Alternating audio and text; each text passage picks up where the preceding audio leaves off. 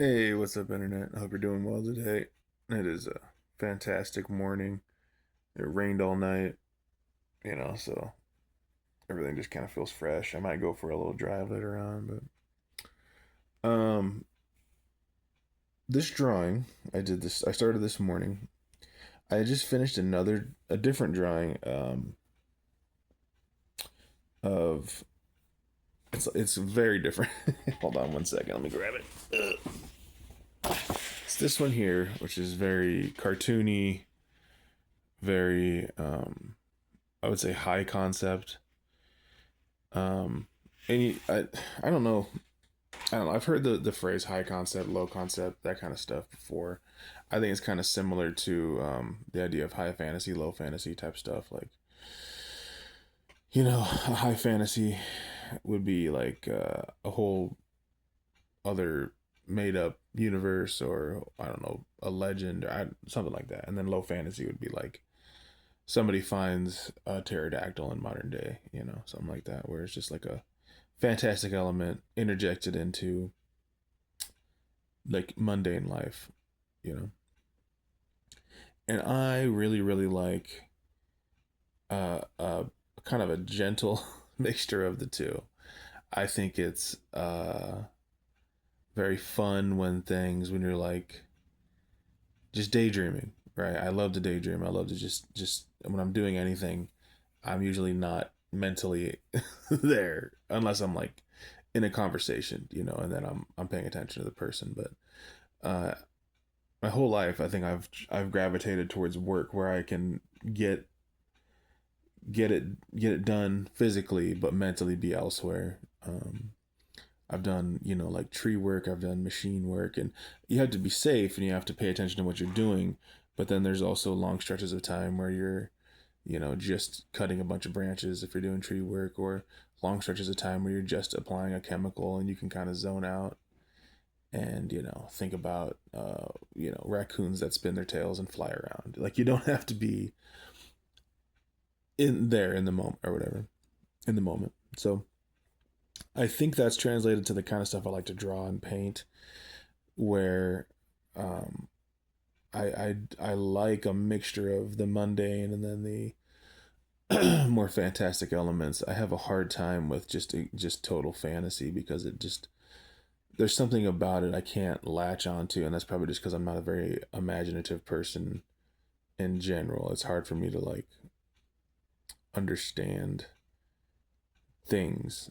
I guess like so with this drawing, to get back to the point, I guess with this drawing, it's like the kind of story being told as you look at the drawing is, oh, there's like a turtle with a bird on his back. Maybe they're friends. Who knows? Maybe the bird just landed there. But either way, they're going for a walk, and walk this little boy who has like um a backpack and like a bedroll. So there's like some grounding there. Like if you're going on a in the wilderness, the background here is a wilderness. You're probably gonna bring a backpack with like some snacks and like a bedroll and probably a tent or something like that.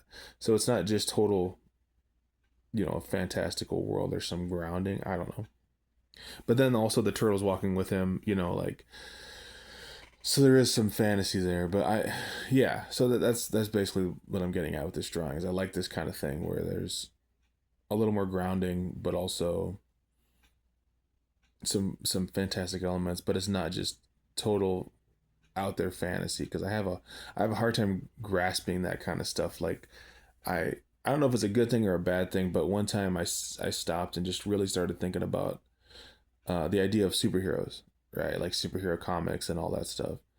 And I thought like, okay, what is a superhero? Why do they exist? You have people in spandex outfits and are colorful, and I realized that the look of superheroes in general, it's not for anything that, even in the fantasy world that superheroes exist in, it's not for anything that makes sense there, because the silly costumes are there just to make the comic book pop so they can sell the comic book, right? So in other words, long story short, I ruined comic books for myself, and I ruined superheroes for myself. I can't stand superheroes. I don't watch superhero movies. I don't read comic books. I have friends who love comic books, and you would think, because I like to draw comics myself, that it would bum me out, and it really does, because I just can't get into comics, and more specifically, especially superhero comics. I used to read them a lot, but now every time I look at them, I can't understand them. I try to break down the idea and really like, because when I say break down the idea, I mean like really enjoy the little idea, the art that's been made. So like when I'm reading something like a book, or if I'm watching a movie or whatever, I always try to suspend my disbelief and really just zone out and like enter the world that's being presented to me and enjoy it. But for some reason, with the idea of superheroes, it's so confusing to me because I've sat and thought about it too much, which I know this sounds really stupid, but bear with me on this idea. So the idea of a superhero, what is the basic idea of a superhero? It's like an extraordinary person who is in extraordinary situations. Okay, well I can deal with that. That's fine. But then there's all this other stuff that's added on top of it, like the silly costume. And it's never addressed why they wear a silly costume. And even if it is, it's just silly. There's no point. So I'm just immediately sucked out of the idea because I'm like, oh, it's a superhero. It's a concept that you just have to accept. And I don't like in art concepts you simply have to accept. Like a great way for me to say that is a great way to illustrate that is like with this drawing that I did here.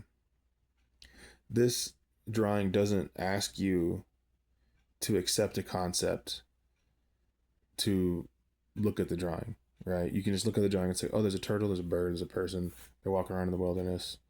Okay, cool. You can look away, you can move on, you can do what you want, right? But if you look at a drawing of a superhero, you have to, whether you're thinking about it or not, you have to accept the idea that people will put on a spandex outfit that is multicolored and jump and fly and hurt people and hit people. Like we know, like even if it, like people say, oh, he's a crime fighter. It's like, well, we know 95% of crime is is caused by people who are bad, yeah, and are doing bad things. But also, like, I have a lot of family who's been to prison, and though I don't condone their actions, I know that they made mistakes and they want to turn away from those mistakes, and they've tried to live better lives. And wouldn't it be awful if someone hit them? You know what I mean? Like I'm not saying we should have just only be like, oh, criminals, they should never go to jail or they should never be punished. It's like obviously they should, but like just the basic idea of what a superhero engages in day to day to me is repugnant because criminals should be rehabilitated. You know, if they're harmful to other people, they should be placed in a situation where they can't harm others, but also they should be given a chance of redemption. And I think that's more important. I think that's more compelling as far as what a comic book should be. Can you imagine a comic book where somebody was thought of as a bad person and eventually became good? Like that'd be a very interesting idea. It's such a simple idea, but instead, superhero comics, it's just like this guy wears spandex and he hurts people. You know, I don't know. Whatever. I hate superhero comics, and I drew this picture. I hope you have a great day. Bye.